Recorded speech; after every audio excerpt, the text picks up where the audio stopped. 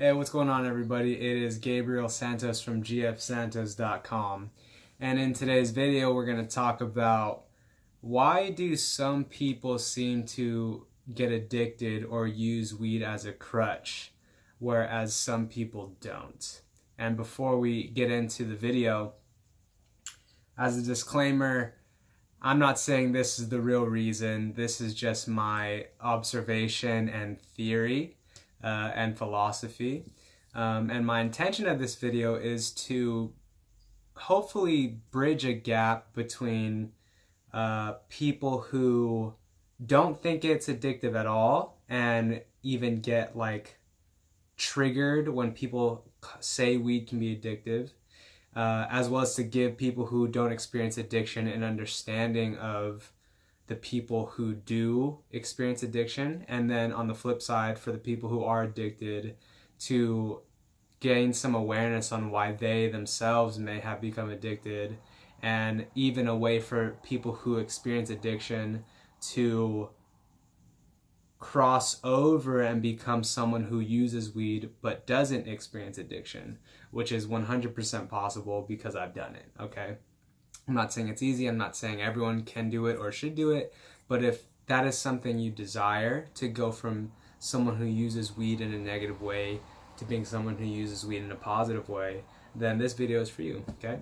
So, first and foremost, from what I can tell, from my experience and from interacting with hundreds of people who experience weed addiction, it's hardly the raw, like, chemical aspect of smoking weed one time that leads to addiction.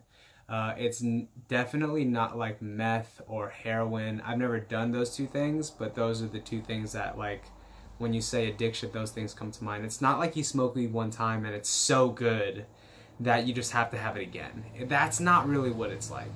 Not at all what it's like, actually. More so, what seems to be the case is that smoking weed, more so being stoned, alleviates some kind of emotional or psychological pain. And weed does this so effectively and seemingly has no real negative consequences that it's an easy way to just feel better, really. And for those that become addicted, I think that most people who become addicted unknowingly, and I think this is a common thing to understand, is like, you know, you become dependent on it emotionally or psychologically because something in your life isn't going the way you want it to, or there's something in your life that you're having a hard time solving or dealing with. And because there's this problem in your life that you don't know how to solve, there's a lack of peace of mind around this problem. It could be you feel overweight, but you can't lose the weight that you want. Or maybe your girlfriend dumped you. Or maybe your parents are going through a divorce. Or maybe you're insecure about something of yourself. And you don't know how to really solve that problem, because those kind of problems are, you know, they can be fucking hard. Like, those are the main issues, some of the top issues that people are dealing with in the world, and spend hundreds to thousands of dollars trying to fix or solve. And so weed happens to be a very effective tool to alleviate those psychological and emotional pains. But what happens is that it is so good, getting stoned is so good at helping, that we end up doing it every day, all the time. And when someone's sober reality includes a lot of emotional and mental pain, being stoned is an obvious, like, alternative choice, really.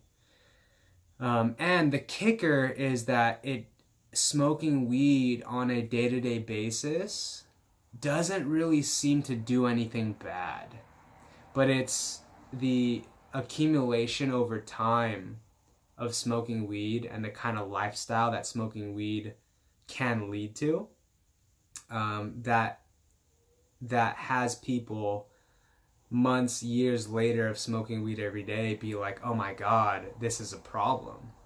And then where it gets difficult is after months or years of smoking and really like in a psychologically conditioned way, like a dog or a rat, lab rat, you've literally trained yourself at this point that anytime you feel some kind of trigger, it could be boredom, it could be stress, it could be you just want to feel good, your like go-to reaction, your go-to response is to go smoke weed. And so now your literal nervous system is wired to go to weed for like 30,000 different situations. You know what I'm saying? And so the addictive part of it does become chemical over time, but the initial reason people get addicted is not really chemical. It's more so like emotional, psychological, or spiritual, really. And so the notion that weed is addictive because it has addictive properties like hard drugs like meth or cocaine, I don't think that's true. I mean, if you want to call BS on that, feel free to. It's just what I've noticed is that, you know, people smoke weed because there's some kind of emotional pain or psychological pain that they can't deal with effectively otherwise. And weed just so happens to be the best one for them. Because let's be real, like, look, let me put it this way. If you're someone who has this issue in your life and it's so painful, and the solution, the Band-Aid type solution really, to get rid of that pain, at least temporarily, is just to grab a little joint and smoke it, and in 30 seconds it's gone. Like, come on, man. Who's going to say no to that? And on the flip side, when you smoke, the worst thing that seemingly happens that day is you, like, go to sleep and you don't do your homework. Like, come on, man. Like, it's an easy sell, right? Getting stoned is an easy sell. And so, yeah. Now, real quickly, if you're someone who finds yourself using weed as a crutch and you want to go from being a crutch stoner to a healthy, moderate stoner, so to speak, not even stoner, it's a totally different identity, but the real key is to discover a way to no longer be at the effect of the emotions and thoughts that cause you the pain that lead you to smoke. Let me say that again. So if you're someone who, for example, you know, you're not good at dealing with stress, if you want to become a healthy stoner or a healthy smoker, that's a weird phrase, right? A healthy smoker. If you want to become someone who uses weed in a healthy, positive way, then in my experience,